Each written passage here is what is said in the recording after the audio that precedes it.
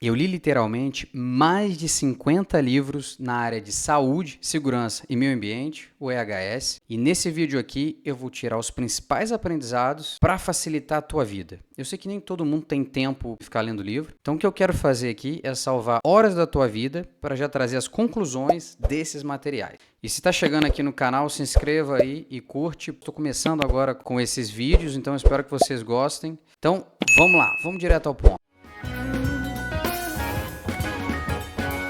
Eu vou separar esse vídeo aqui em 9 aprendizados principais, para ficar bem organizado, bem estruturadinho e ficar mais fácil de entender. Então vamos lá, aprendizado número 1, o EHS ou a segurança não é a ausência de acidentes, mas a presença de controle. Então esse aprendizado aí, galera, eu tirei desse livro aqui que é muito bom, From Accidents to Zero, aí na versão em inglês, do Dr. Andrew Sherman. E eu sei que esse assunto já é um pouco batido também, né? Acho que não é muito novidade para vocês aí, não estou trazendo nada ciência de foguete, vamos colocar assim, mas o que eu acho que é importante aqui? Todos estudamos aí quando fizemos o curso técnico de segurança, pós, meio ambiente, etc., de que trabalhamos para evitar os acidentes. É por isso que a área de segurança, saúde, meio ambiente, ela existe. Então isso vem mudando recentemente. Alguns pontos aqui importantes, né? O primeiro, vocês já ouviram falar da teoria do carro vermelho. O que quer dizer isso? Se eu falar para vocês quantos carros vermelhos vocês viram na semana passada, obviamente vocês não vão saber responder a essa pergunta.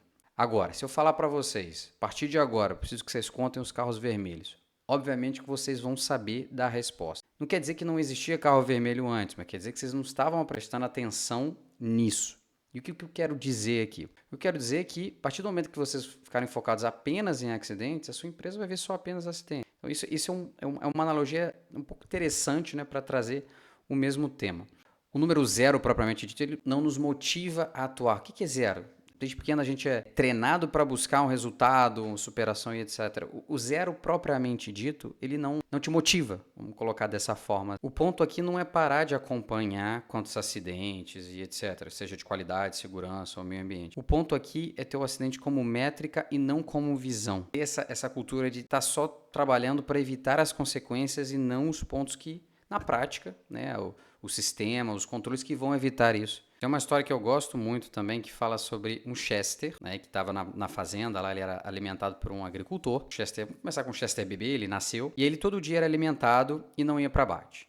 Então passou 5 dias, 10 dias, 15 dias, 20 dias, 25 dias, 30 dias sendo alimentado sem ir pro abate. Quando chegou nos 100 dias, estava próximo do Natal, e esse Chester, ele foi abatido. O ponto que é, muitas vezes a gente está preocupado em evitar quantos dias o acidente está acontecendo. Em algum momento ele pode vir a acontecer e fica sempre essa história de contar os dias até chegar. Segundo aprendizado aqui, conformidade versus pensamento crítico.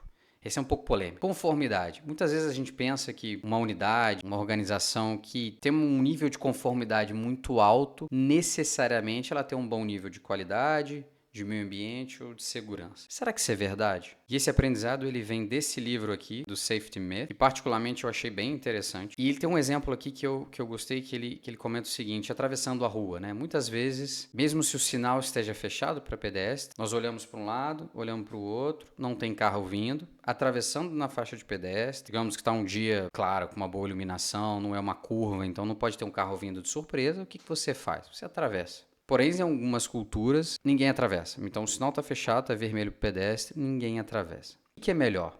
A conformidade, não atravessar quando o sinal esteja vermelho? Ou vamos colocar uma decisão baseada em risco? Sinceramente, eu não sei o que é melhor ou o que é pior. Porém, o mundo não é binário, né? Não necessariamente você atravessar quando não está vindo carro sem nenhum risco é uma boa decisão, ou só a conformidade, onde você talvez tenha perdido tempo e energia desnecessariamente, é uma boa decisão também. E é um exemplo muito bom aqui que ele dá no livro, é o Titanic, né? O navio que todo mundo conhece que afundou. E aí, na teoria, o Titanic ele estava conforme com os requisitos da época em termos de segurança, em número de barcos para todos. E a gente viu o que aconteceu.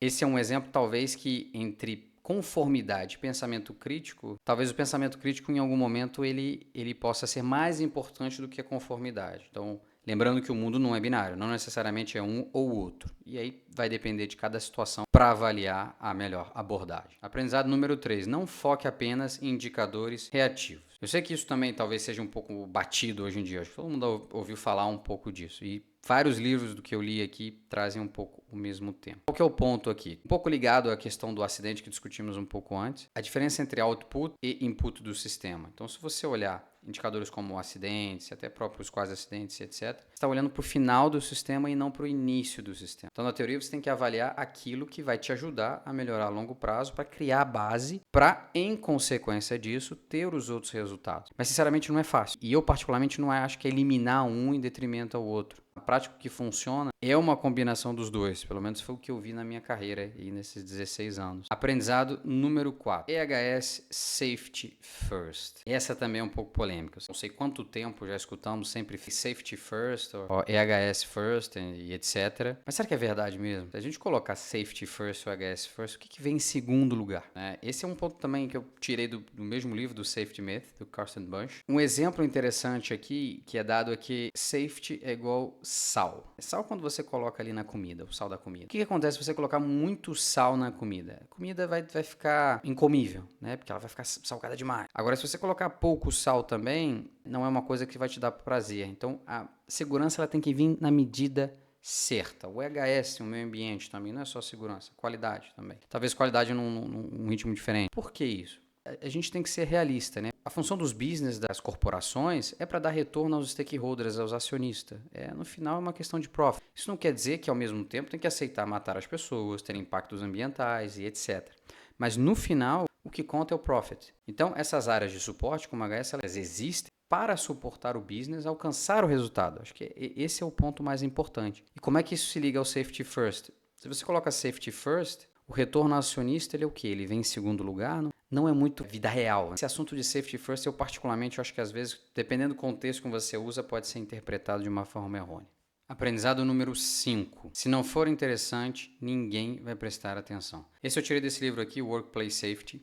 Qual que é a conclusão aqui? Nós sabemos que EHS e qualidade não é um assunto tão sexy assim como marketing, ou finanças. E é cada vez mais difícil atrair a atenção das pessoas. E hoje em dia sabemos que tem muito materiais de suporte, existem sites gratuitos, você pode fazer concursos, treinamentos, perguntas, etc. online de uma forma muito mais interativa. Cuidado nos treinamentos, nas reuniões que você apresenta, traga a comunicação de uma forma muito mais lúdica e interessante. Claro que você tem que adaptar para o contexto, se a sua empresa é um pouco mais séria, você também não vai chegar e trazer lá um palhaço para uma comunicação. Mas tenta sempre avaliar para ter um meio termo. Isso eu acho que vai te ajudar bastante para passar a mensagem de uma forma muito mais interessante. Aprendizado número 6. Nunca separe o comportamento do contexto. Esse eu tirei esse livro aqui chamado Working Safety. Também um outro livro um pouquinho mais pesado, uma leitura que demora um pouco mais, mas eu particularmente eu gostei bastante. E o que o autor quer dizer com isso? Vou colocar uma foto aqui que eu acho que ilustra um pouco, né? Acho que todo mundo, quando já participou de uma investigação de incidente, já viu algumas vezes chegar a uma conclusão que a causa é o comportamento humano. E a gente sabe que na prática isso não é realidade.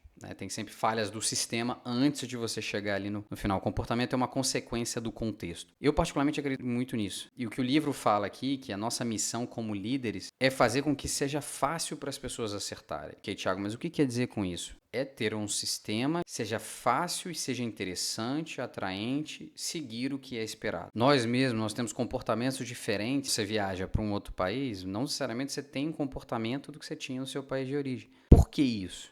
O que mudou? Você é a mesma pessoa, biologicamente falando. O contexto, ele molda o comportamento. Aprendizado número 7 aqui. As pessoas não são os problemas a serem corrigidos, mas a solução a ser entendida. Eu sei que parece meio frase de para-choque de caminhão. Um pouco ligado ao anterior. O que quer dizer com isso? Que muitas vezes o caminho mais fácil é achar que a culpa é sempre das pessoas, na linha de frente. O que leva muitas vezes esse comportamento? Eu vou colocar uma foto aqui para vocês verem. Também tirei do livro Working Safe, os cachorrinhos ali, que eles não estão muito satisfeitos da forma que são tratados. E muitas vezes vemos as pessoas simplesmente como uma forma de cumprir o que é esperado. E esquecemos muitas vezes que as pessoas com que lidamos no dia a dia, eles são especialistas no que eles fazem. Devemos fazer muito mais perguntas do que dar respostas. Entender o trabalho, o work as done, o trabalho na prática, ao invés de ficar só no work as imagine, eu trabalho só na teoria. Aprendizado número 8 já, então, senão para não me perder aqui. Aprendizado número 8. O EHS não é responsável pelo HS. O departamento de HS, ele não é responsável pelo resultado do HS de uma unidade de uma organização. Eu sei que na prática também isso é complicado pra caramba, né? Depende muito como uma empresa, uma organização vê o o departamento de IHS, mas na prática quem vai entregar performance de segurança, performance de meio ambiente, vamos fazer uma ligação com qualidade também, não é esse departamento é um facilitador.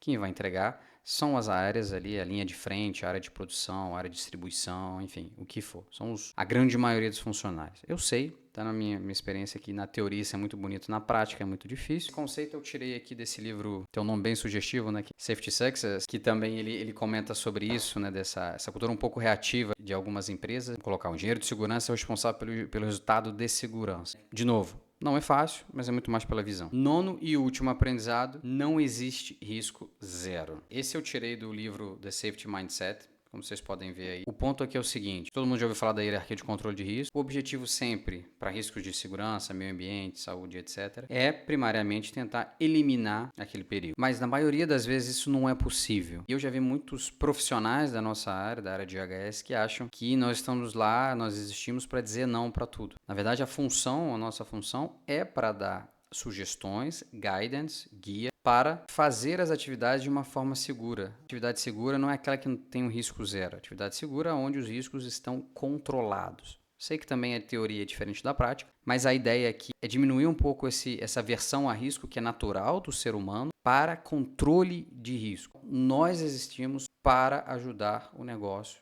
a fazer, a gerenciar, trabalhar com os riscos de uma forma segura. Café frio, né? Se você quer ter risco zero, pede seu café frio aí e me fala o que você acha. O risco quente ali não é um risco tão significativo. Às vezes você bota uma tampa e tal para controlar o risco. Ao invés de aversão a risco, controle de risco. Com isso chegamos ao final do vídeo. Gostou? Se você gostou, curte aí, dá um like. Concorda comigo, discorda? Seus comentários serão muito bem-vindos. Obrigado e até a próxima.